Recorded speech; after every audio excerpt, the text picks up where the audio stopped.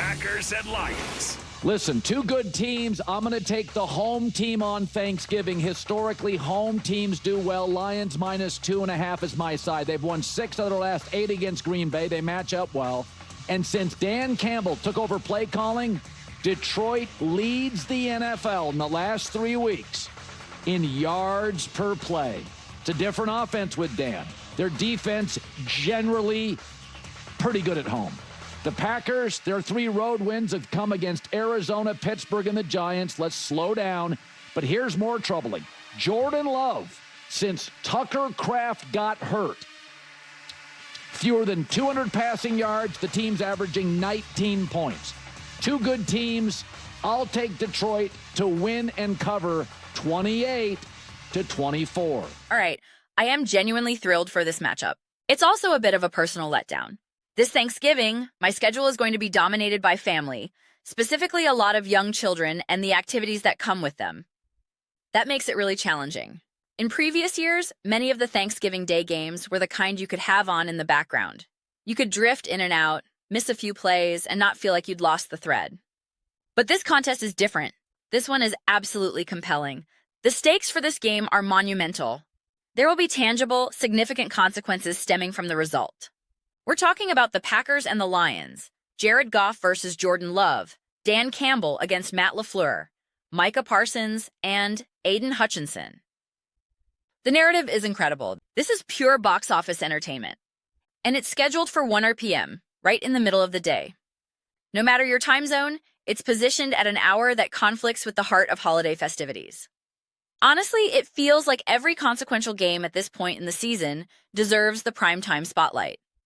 That's the level of importance this matchup holds. I'm feeling a bit frustrated by the timing because this is precisely the kind of game I would love to dedicate my full, undivided attention to. My current situation means I'll probably only catch the first half live, as I'll be driving during the second half. Consequently, I'm uncertain about what kind of post-game analysis I'll be able to produce. If I'm unable to get a dedicated clip out, I at least want to have this video posted so everyone has a place to congregate and share their immediate reactions in the comments. I'm fairly certain I will still do my utmost to put something together. Even if I don't feel I have a complete, granular understanding of the game's flow due to the Thanksgiving holiday being what it is, I still want to post some form of game reaction so we can all dissect it together in the comment section. I have to be honest, I don't possess a strong, definitive prediction for this game's outcome. I've already discussed this matchup extensively from the Green Bay Packers perspective in a previous video. So if you're a Packers supporter watching this, I appreciate you sticking around. However, I delved much deeper into the Packers situation in that other video, the one with Jordan Love in the thumbnail. This discussion is going to be decidedly more centered on the Detroit Lions, viewing the contest through their lens. With that established, the Detroit Lions absolutely require this victory. They are in a position where they must begin accumulating these high-quality statement wins. You can cite yards per play from their last 3 outings all you want. The reality is they defeated a Washington Commanders squad that is currently terrible and ravaged by injuries, a bottom-feeder team. They managed only 9 points against the Philadelphia Eagles, and that performance was far from an offensive masterclass by any measure. Then, they needed overtime and a 59-yard field goal to get past the New York Giants. That is the unvarnished truth of their recent performances. Let me be clear. I am not disparaging the Lions. I am not expressing doubt about their capabilities. I have consistently defended this team. I want to see the Lions achieve success. I want to see all teams succeed. However, I often observe a tendency to isolate random segments of a season to support a narrative. For instance, pointing to the last 3 games as evidence that a defense is trending upwards, or conversely, that it has been a liability. These are just arbitrary slices of time, often without broader context. I even noticed a comment stating that many Lions fans themselves were not satisfied with the nature of their win over the Giants. I'm certain head coach Dan Campbell was not pleased with how that victory was secured. You certainly can't be happy with the performance against the Eagles either. That makes 2 consecutive games that, despite the final result, don't leave you feeling truly confident about the team's form. Furthermore, when you inflate your statistical production against opponents like the Commanders and the Giants, it holds very little weight with me. I've expressed this sentiment a million times regarding the Lions. I have the utmost respect for them, but any offensive explosion against inferior teams is essentially meaningless because a team of their caliber is expected to be exceptionally well prepared and dominant against bad teams. The true test, and what I am here to evaluate, is their performance against superior defenses, more complete teams, and potent offenses. Scoring only 17 against the Kansas City Chiefs, a mere 9 against the Eagles, and only 13 in their earlier meeting with the Packers, a game that never truly felt competitive.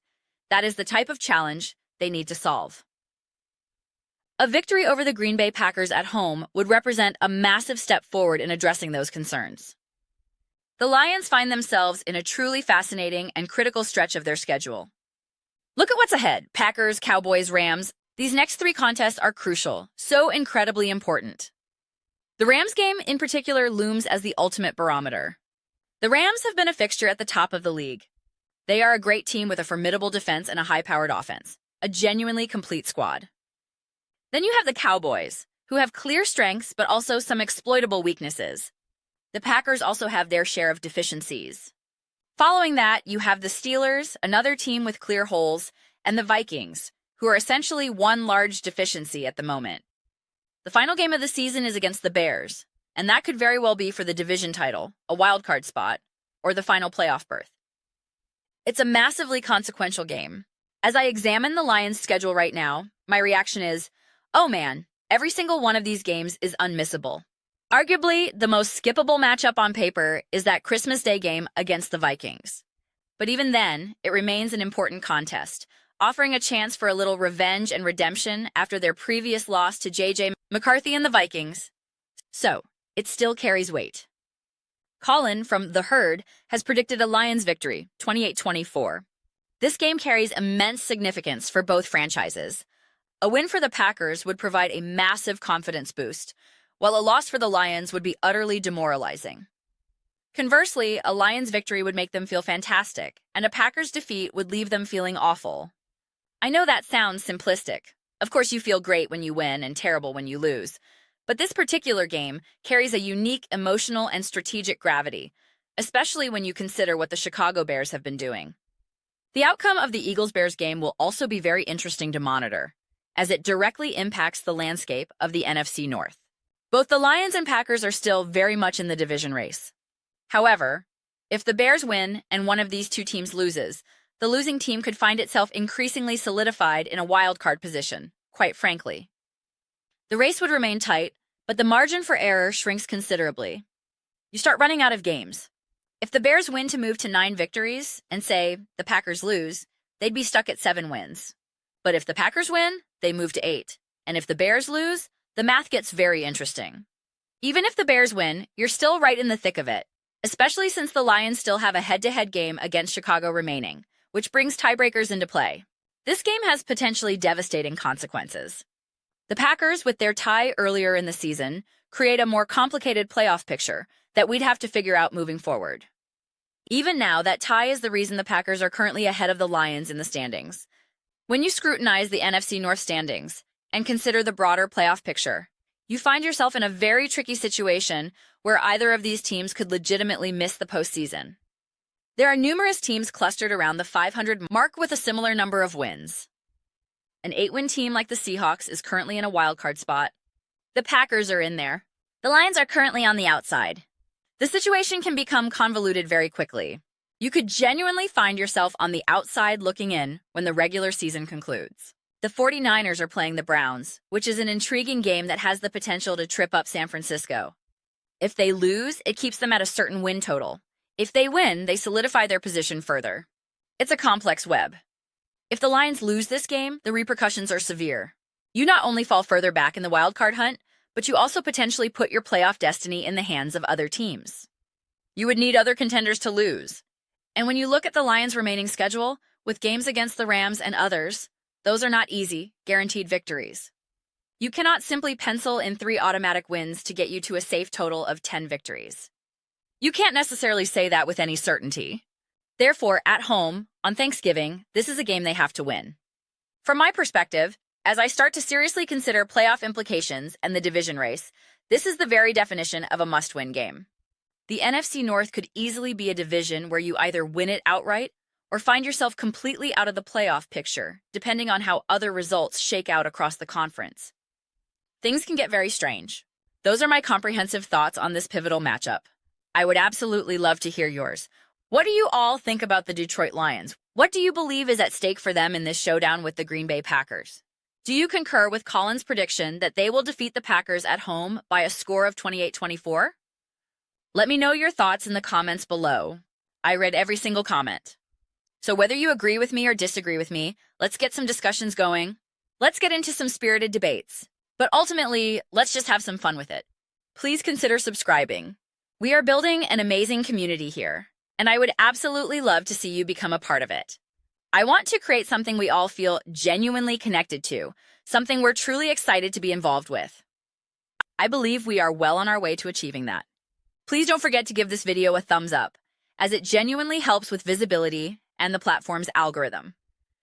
Thank you so much for your time. I'll see you next time.